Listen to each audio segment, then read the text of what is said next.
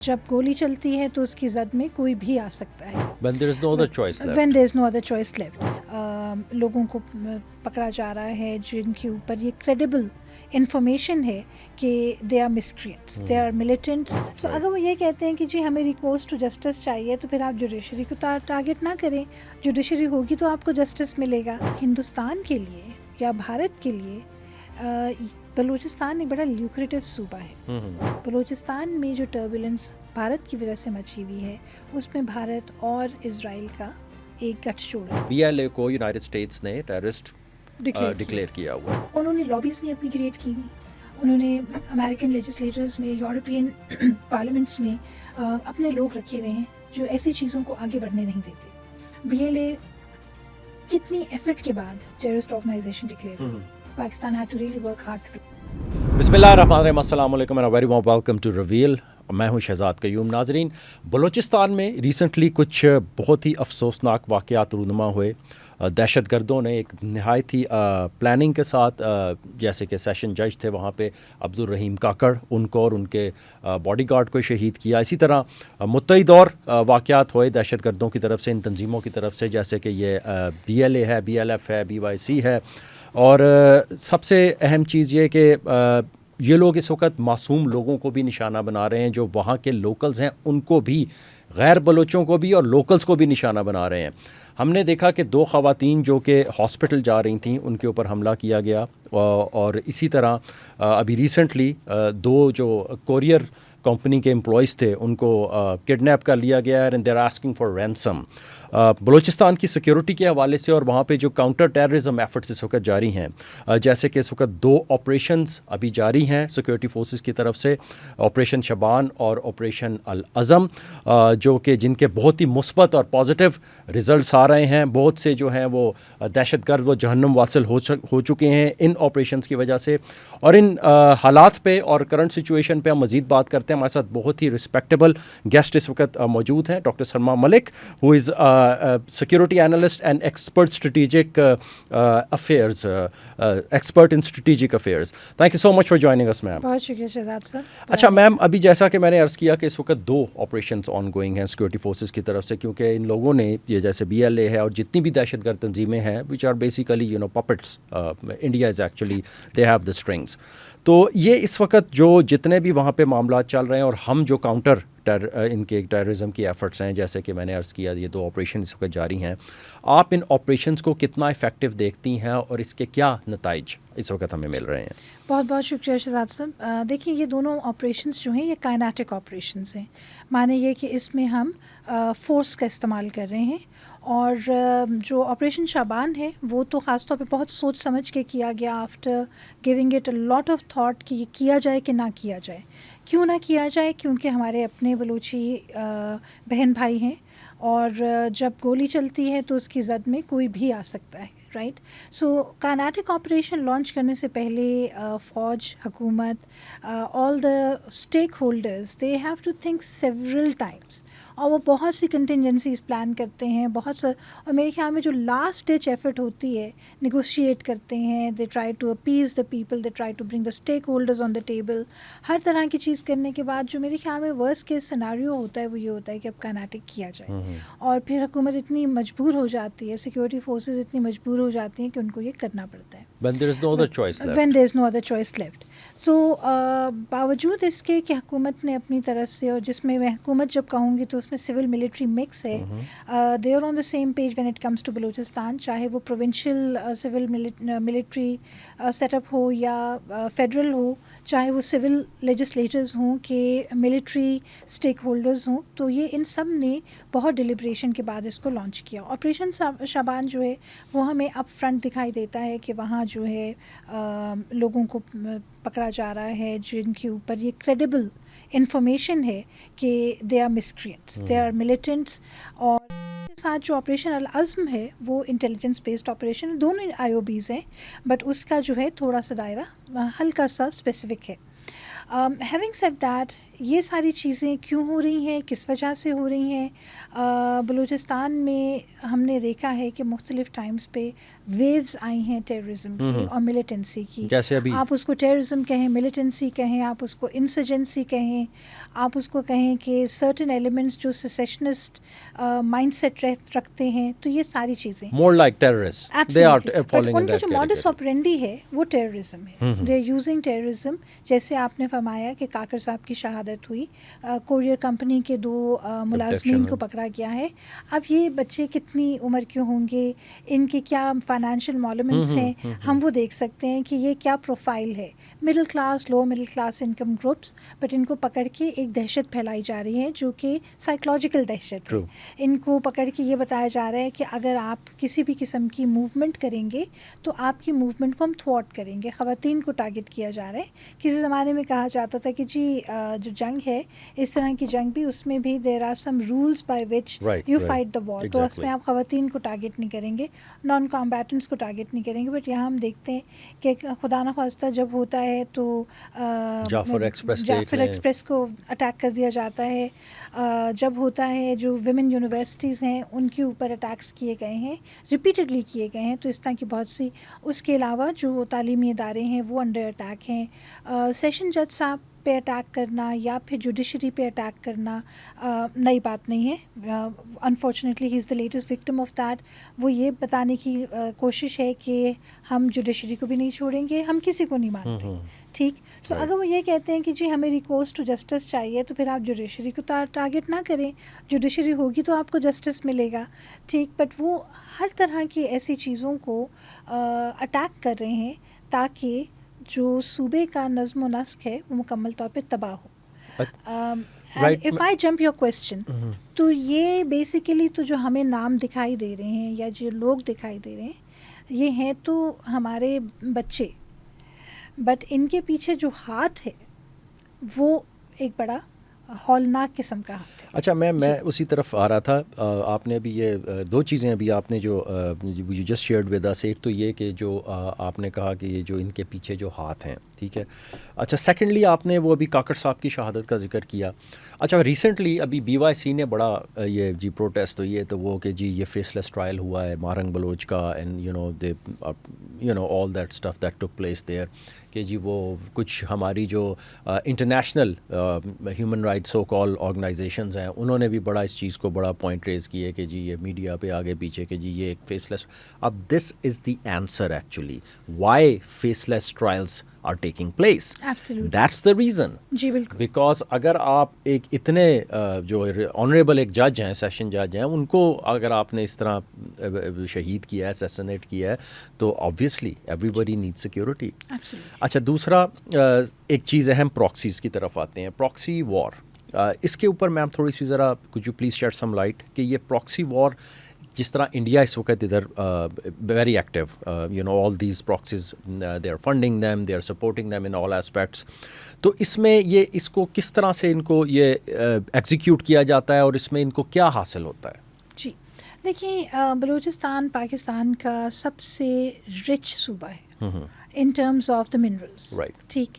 Unfortunately سب سے بڑا صوبہ ہے, بہت سنگلاخ پہاڑیاں ہیں. کبھی آپ جہاز پہ ماشاء اللہ آپ تو بہت ٹریول کر چکے ہوں گے, اگر آپ ایئر ٹریول کر رہے ہوں ٹو کوئٹہ یا ٹو گوادر تو آپ کو پہاڑوں کے اوپر پہاڑ دکھائی دیتے ہیں اور آپ کو لگتا ہے کہ ان کے درمیان انسان کیسے رہتے ہوں گے. بٹ وہ پہاڑ جو ہمیں بالکل سنگلاخ لگتے ہیں وہ اپنے اندر معدنی ذخائر کا ایک ان گنت جو ہے ذخیرہ رکھتے ہیں. سو بیسیکلی تو جنگ اس کی ہے کہ پاکستان کو اتنا تکلیف پہنچائی جائے, اتنا نقصان پہنچایا جائے, پاکستان کے اس صوبے کو اتنا زیادہ ٹربولنٹ رکھیں کہ یہاں کسی بھی قسم کی ترقی نہ ہو. Okay, so who is interested in doing that? اگر ہم یہ کہتے ہیں کہ Baloch are interested with due apologies and due respect, تو why would they be interested? وہ اپنے گھر کو کیوں تباہ کریں گے؟ ٹھیک. اگر ہم ان کو when they become stakeholder to peace, when they become stakeholder to development, تو ان کا فائدہ ہے. ٹھیک. however ہم نے یہ دیکھا کہ ہندوستان کے لیے یا بھارت کے لیے بلوچستان ایک بڑا لیوکریٹو صوبہ ہے. کیوں وہ لیوکریٹو ہے؟ کیونکہ وہ پاکستان کی وہ سافٹ انڈر بیلی ہے جس کو اگر وہ تکلیف پہنچائیں گے تو پاکستان بہت بری طرح سے تکلیف میں آئے گا. اور جہاں ہندوستان کی آپ وڈتھ دیکھتے ہیں، پاکستان چھوٹا ملک نہیں ہے، پر ہندوستان کے مقابلے میں پاکستان کی 5 اکائیاں ہیں. ٹھیک، اگر ہم چھٹا صوبہ کہہ دیں تو ہمارا سمندر ہے، بٹ گلگت بلتستان سے لے کے آزاد جموں کشمیر سے لے کے سرحد بلوچستان، سندھ، پنجاب، یہ سارے ہمارے لیے برابر کے ایک اسٹریٹجک امپورٹنس رکھتے ہیں. But if we go to Afghanistan میں بھی افغانس کے اوپر کوئی مسئلہ نہیں ہے. افغانستان کی زمین ہے جس کے اوپر سارے دنیا کا انٹرسٹ ہے، چاہے وہ سوویتس تھے، چاہے وہ امریکنس تھے، چاہے وہ کوئی اور ملک. جغرافیکلی معدنیات سے یہ دونوں علاقے جو ہیں وہ بھرے ہوئے ہیں. And that is why one after the other waves and waves of these empires have come. Balochistan میں جو ٹربولنس بھارت کی وجہ سے مچی ہوئی ہے، اس میں بھارت اور اسرائیل کا ایک گٹھ جوڑ ہے. جب بھی کبھی کشمیر میں انڈیجنس وائس ریز ہوئی ہے اور بھارت کو وہاں فورسفلی اس کو کرش کرنا پڑا ہے، تو 2019 کے بعد سے اسرائیل نے بھارت کو یہ پلان دیا کہ آپ وہی کریں جو ہم نے فلسطین میں کیے. اور بھارت نے exactly they took the chapter out of the atrocities book, اور انہوں نے وہ حرکتیں کرنا شروع کر دیں. اس کے بعد ہم نے یہ دیکھا کہ وقتاً فوقتاً، چاہے وہ کے پی کے وار آن ٹیرر کا ٹائم تھا، چاہے وہ بلوچستان کا ایریا تھا، ہندوستان نے پراکسیز کو نرچر کیا، چاہے وہ اپنے ملک میں ان کو نرچر کیا، چاہے وہ افغانستان میں کیا، کیونکہ افغانستان کی ایک فلوئڈ سیکورٹی ڈائنامکس ہیں، چاہے وہ باہر کے ویسٹرن ورلڈ میں کی. جو زیادہ انڈاؤڈ لیڈرشپ ہے وہ ویسٹرن ورلڈ میں بیٹھی ہوئی ہے. ان کو وہ ٹریلینز آف ڈالرز دے رہے ہیں جس کے ذریعے وہ کبھی آزاد بلوچستان کا نعرہ لگا دیتے ہیں، کبھی خبریں لگا دیتے ہیں. Disinformation campaign and disinformation lab, جس میں مرے ہوئے لوگ زندہ ہو کے 20 سال تک قبر سے یا اپنی ارتھیوں کے ذریعے خبریں لگواتے رہے، تو ہم نے وہ بھی سب کچھ ہوتے دیکھا ہے. سو اس میں ہندوستان کا جو بیسک ایم ہے وہ یہ ہے کہ پاکستان کو جس طریقے سے نقصان پہنچا سکے نقصان پہنچائے. ہندوستان ایک ایسا ملک ہے جس کے پاس ڈیپ پاکٹس ہیں، اور ان ڈیپ پاکٹس کو ہر ملک کیش کرانے کی کوشش کرتا ہے.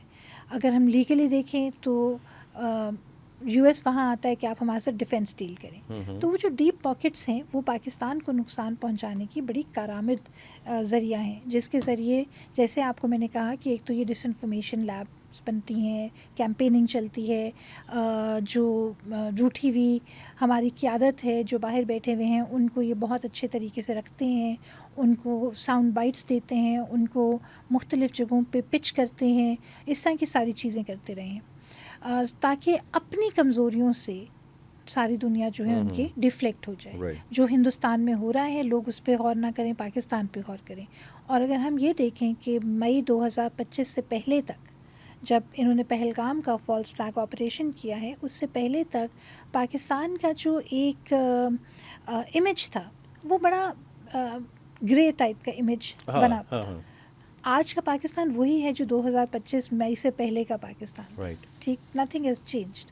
But what changed was that Pakistan نے اپنے زور بازو 4.5 دن میں یہ ثابت کر کے دکھایا کہ کوئی کتنی طاقتیں اکٹھی ہو جائیں، ہم میں وہ گرٹ ہے کہ ہم اپنا ڈیفینس کر سکتے ہیں. جس کے بعد بڑے سے بڑا ملک ہماری ایکیومن پہ، ہماری ملٹری اسٹرینتھ پہ جو ہے وہ they had to accept that. اس کے بعد پاکستان نے جو ایران کا تصفیہ کرایا اس میں پہ پاکستان کا ڈپلومیٹک ایکیومن آیا. یہ کس کو ہرٹ کرتا ہے؟ بھارت کو ہرٹ کرتا ہے، ڈائریکٹلی انڈائریکٹلی اسرائیل کو ہرٹ کرتا ہے.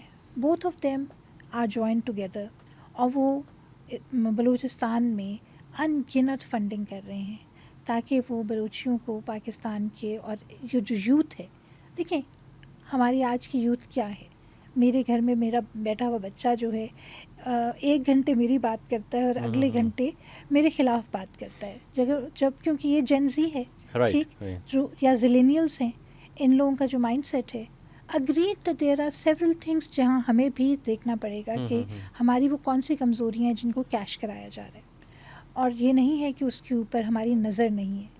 بٹ ان ساری چیزوں کو لے کے ہم اپنے گھر میں جو آگ لگا رہے ہیں وہ آگ مختلف طریقوں سے ٹھنڈی ہوگی، جس میں جہاں گورننس انڈیکیٹرز کو بہتر کرنے کی بہت ضرورت ہے اور کیا جا رہا ہے، وہاں ڈائلاگ بھی ہوگا، وہاں یوتھ امپاورمنٹ بھی ہوگی، یوتھ ڈائلاگ بھی ہوگا، وہاں اسٹیک ہولڈرز کو آن بورڈ بھی لایا جائے گا، چاہے وہ پروونشل ہو چاہے وہ ڈسٹرکٹ لیول ہو، اور یہ بھی دیکھا جائے گا کہ کس طریقے سے فنڈنگ سورسز کو کرش کیا جائے، بارڈرز کو سیکیور کیا جائے، ہتھیاروں کی ٹریفکنگ کو ختم کیا جائے.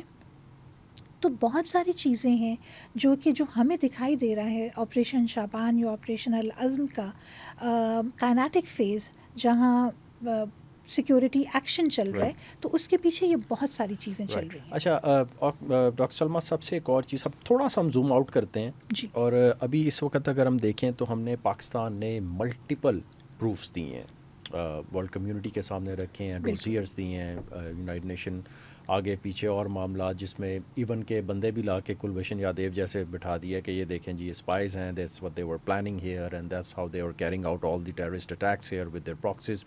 اب سوال یہ پیدا ہوتا ہے کہ ورلڈ کمیونٹی اس وقت وہ why there is no action has been taken so far, because we know کہ BLA کو یونائٹڈ اسٹیٹس نے ٹیررسٹ ڈکلیئر کیا ہوا ہے، تو why there is no practical step has been taken so far. دیکھیے again I go back to the fact کہ جب ہم یہ کہتے ہیں کہ بھارت یا اسرائیل پاکستان کے اوپر ڈائریکٹ یہ اسالٹ کر رہے ہیں، اٹیک کروا رہے ہیں، تو انہوں نے لابیز نہیں اپنی کریٹ کی ہوئی، انہوں نے امریکن لیجسلیٹرز میں، یورپین پارلیمنٹس میں اپنے لوگ رکھے ہوئے ہیں جو ایسی چیزوں کو آگے بڑھنے نہیں دیتے. BLA کتنی ایفرٹ کے بعد ٹیررسٹ آرگنائزیشن ڈکلیئر ہوئی. Pakistan had to really work hard to do that. انشاءاللہ باقیوں کے ساتھ بھی اس طرح ہوگا so that Pakistan can deal with this problem. But at the same time ہمیں یہ بھی دیکھنے کی ضرورت ہے کہ ہندوستان اس میں کس طرح کی ایفرٹس کر رہا ہے اور ہم اس کو کیسے تھوارٹ کر سکتے ہیں. اندر indirect slightly controversial aspect that I am going to say is کہ کیونکہ چائنا نے اس علاقے میں بہت انویسٹمنٹ کی ہے، بہت ڈیولپمنٹ، سی پیک کا جو راؤٹ ہے وہ وایا گوادر یہاں سے گزرتا ہے موسٹ آف دا پروونس میں. ریکوڈیک میں چائنا نے جو ہے معدنیات کے ایکسپلوریشن کے لیے اپنے آپ کو پچ کیا ہوا ہے. تو ایک انٹرنیشنل گیم کی فالٹ لائن بھی بلوچستان بنتا ہے، جہاں یہ ایک ریجنل فالٹ لائن ہے between Pakistan and Bharat.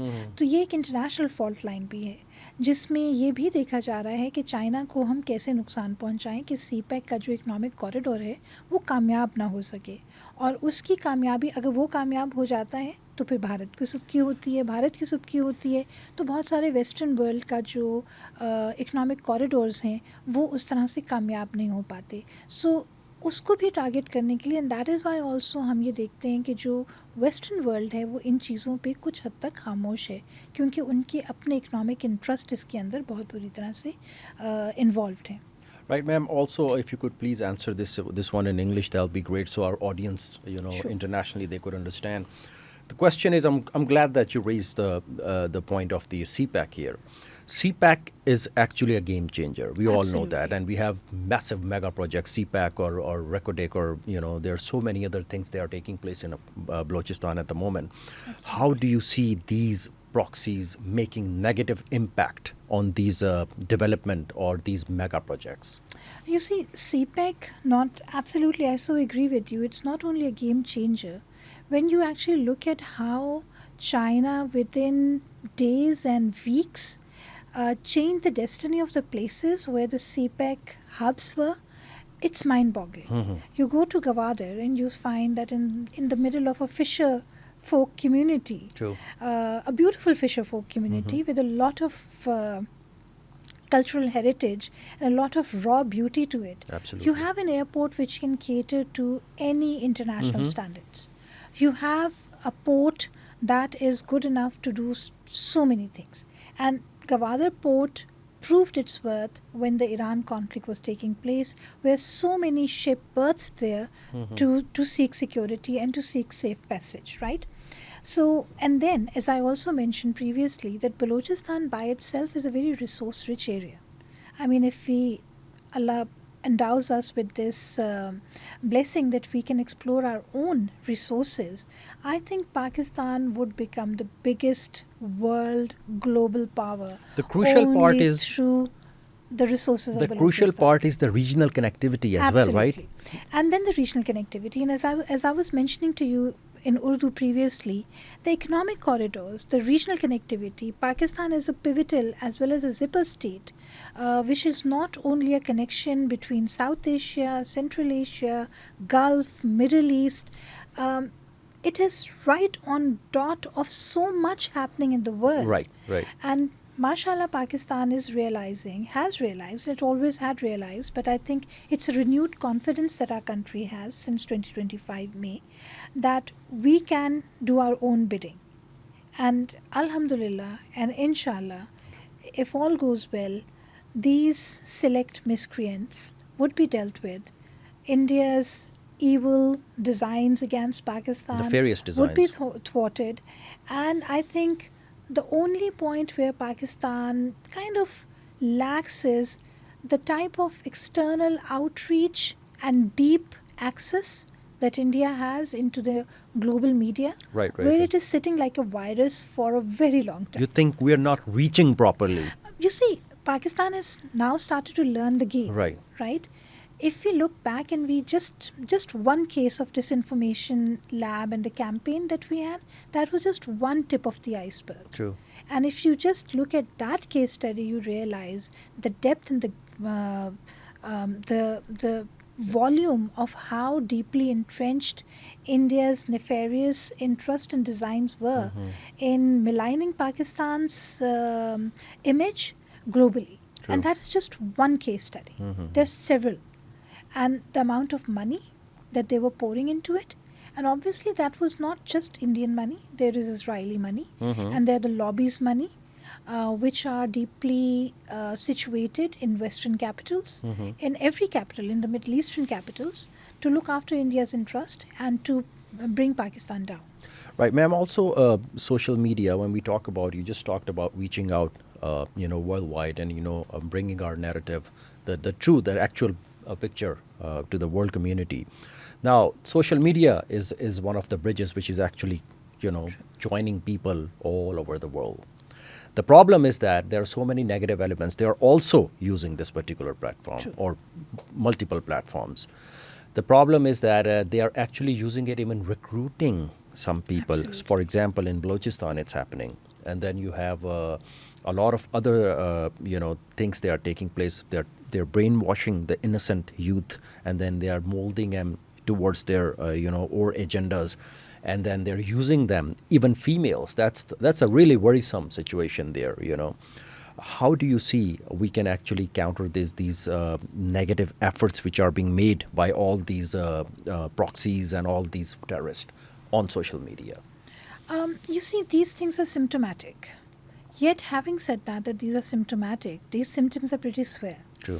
I mean, you also have to treat the symptoms, because putting down the internet for a week, 10 days, a month would only end up frustrating people. If there is one of my students sitting in a far-fetched Balochestan area, and he's there because there's a clampdown, he cannot travel back to his alma mater to study, his only option is I teach him online, and then he cannot do that, and he loses on the critical time frame that he is there for his degree. That makes one less student. That makes that kind of cascades into 10, into 100 students who are disadvantaged. True. For what? Because we are countering terrorism and we have clamped down on the internet. That is very important. But then how do we balance between these two? These are the challenges the government has. The security sector stakeholders have. How do we not target those people who are indirectly getting affected by these people?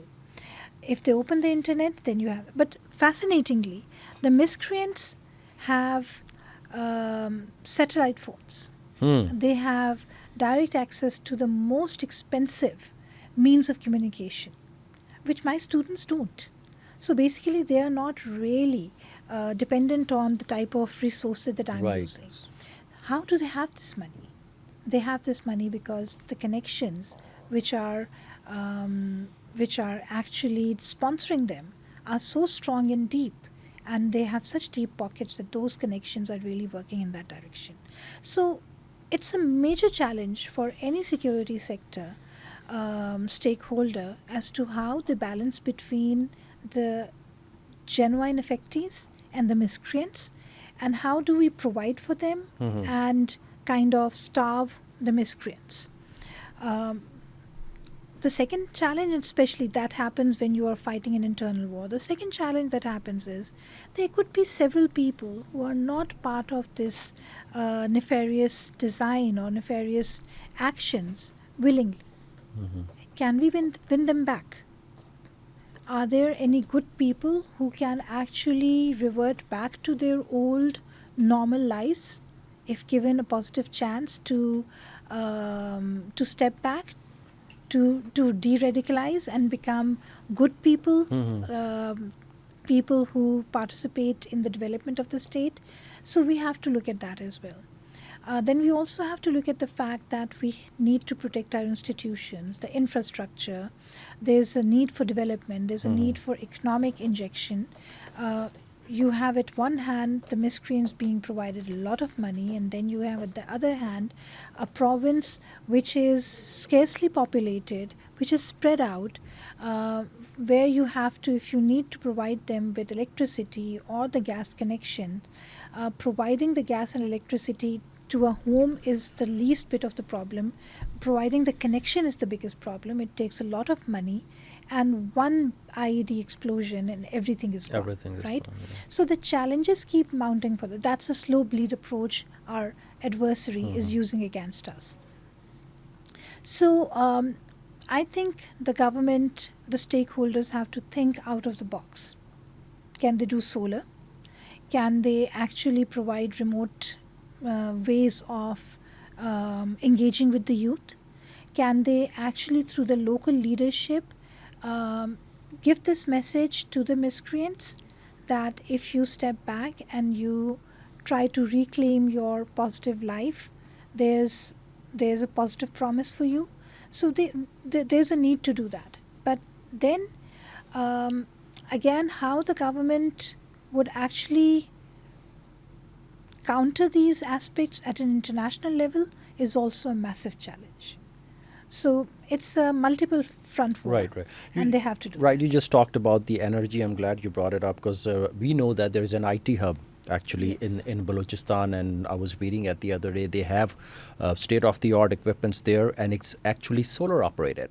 Yes. So here we go. So Absolutely. we're going towards the right path, but obviously it's Inshallah. going to take some time. Inshallah. A lot of different parts of Pakistan, not only Balochistan, they are suffering from, all the, especially the developing areas, True there are so many places, they are going through the same, which should not be this way. It should be much better. Now let's talk about, we know security forces, they are working around the clock in order to, have peace in Balochistan. The problem is, they are making all-out efforts, but how can the local government and the people, they participate in order to, have peace in Balochistan? I think making them more of a active participant when it comes to, or an active stakeholder when it comes to peace conversations, Awareness dialogue, campaigns? awareness. There was a time when youth from Balochistan was brought to the rest of the provinces, showed them around. They had an interaction with students. If we further go back in the 1990s and early 2000s, we had the Ghazi-Haquqi Balochistan and several students. If we would have a handful of students coming from Balochistan. Now we have many more students coming from Balochistan. They come here, they get good opportunities, they interact with the youth of their age and time, and they get opportunities. They feel that there's a need for positive change rather than picking up a gun. Many of my students who are brilliant, who are young people with a very fertile, imaginative mind, which can be turned in any direction. So it is our responsibility to see that we turn that mind in a positive direction. We channel them.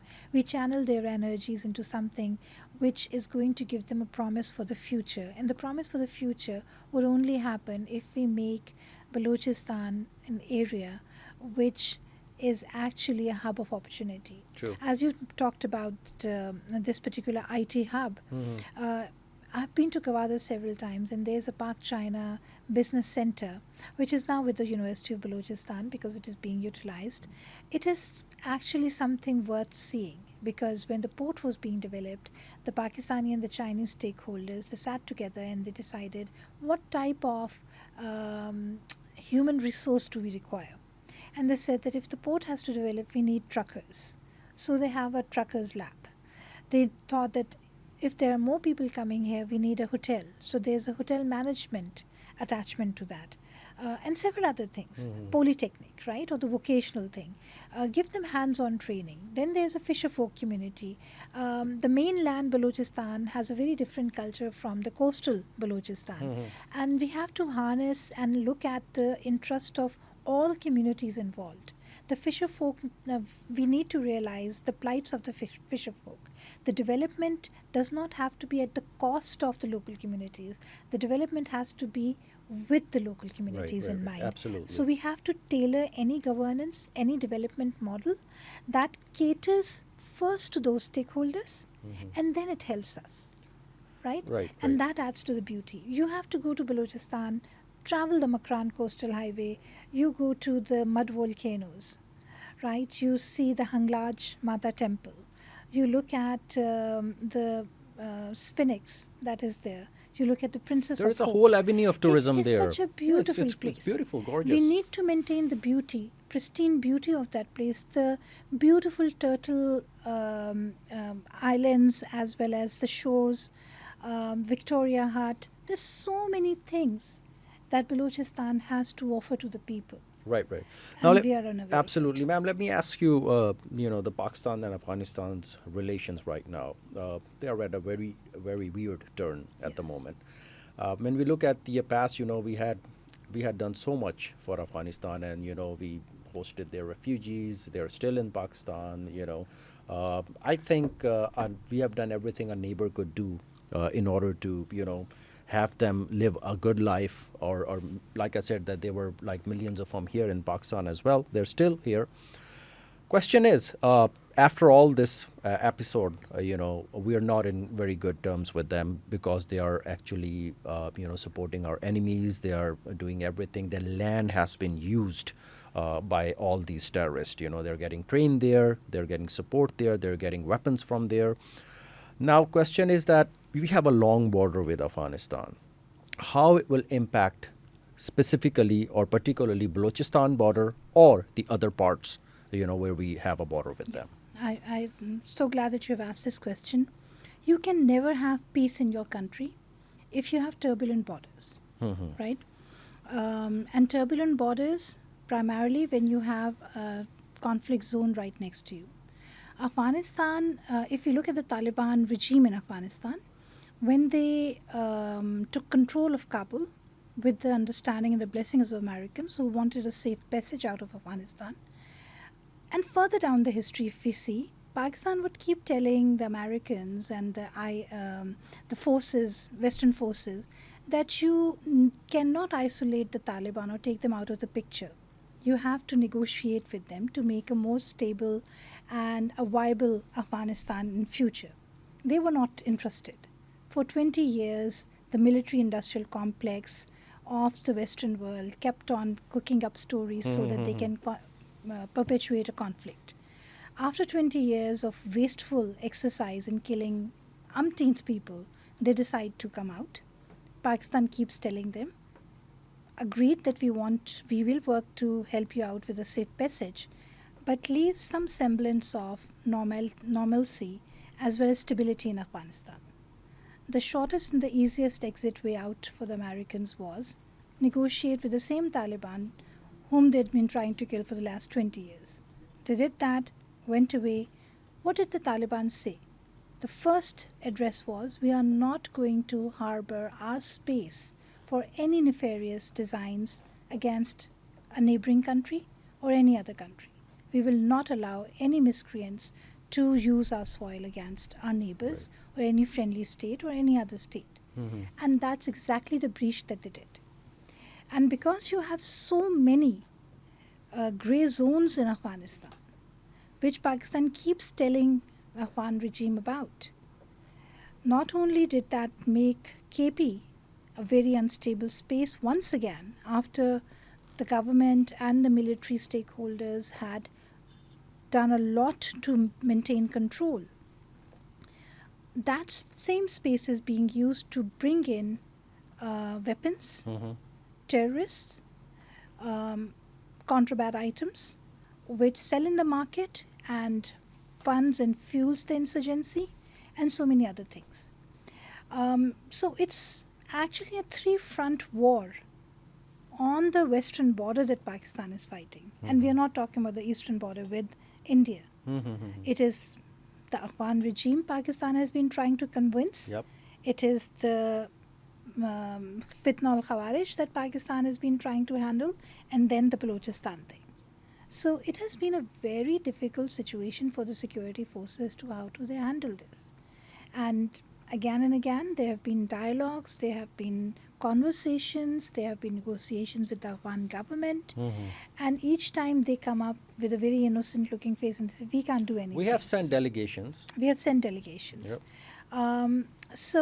And I don't really think that tomorrow, if God forbid Afghanistan once again sinks into a terrible civil unrest or mistake, Pakistan will ever be able to close its borders against brothers and sisters from a friendly state. Pakistan has time and again helped the Afghan nationals. True. And it will keep doing that. Yes. On a humanitarian level. But this is something that Afghanistan has to realize. Pakistan has always been the strategic depth for Afghanistan. Afghanistan has never proved to be a strategic depth for Pakistan. This was once a notion that was, which the Indians really tried to malign us about, that, oh, Afghanistan is going to be used as a strategic depth against Pakistan. We have never done that. It's in the reverse. But they have to realize that if they create problems for Pakistan, then they will not be able to have peace and stability in their own country as well. Right.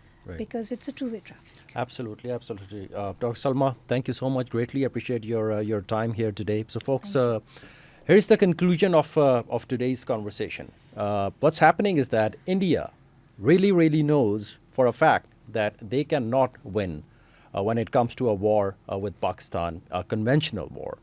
Because Pakistan has proved back in May 2025 that actually, let me just say it in Urdu as well, that India को एक बहुत ही शर्मनाक शिकस्त से दो चार होना पड़ा था मई 2025 में. And in the result, what they are doing is now they are actually creating all these chaoses in Pakistan by using their proxies. They are engaging our forces, just like Dr. Sahiba said, that they're using our forces at multiple fronts. So they're trying to destabilize Pakistan, which is just an effort. They cannot do it for sure. And that's how they are actually coming up with all these nonsense and all these things. They are creating instability in Balochistán as well. But once again, as Dr. Sahaba said, that there is no way they can actually win in any aspect. And at the end of the day, inshallah ta'ala, Balochistán will become one of the best places on this planet Earth, inshallah ta'ala. Thanks all for watching. Until next time, take care of yourself and each other. Allah Hafiz.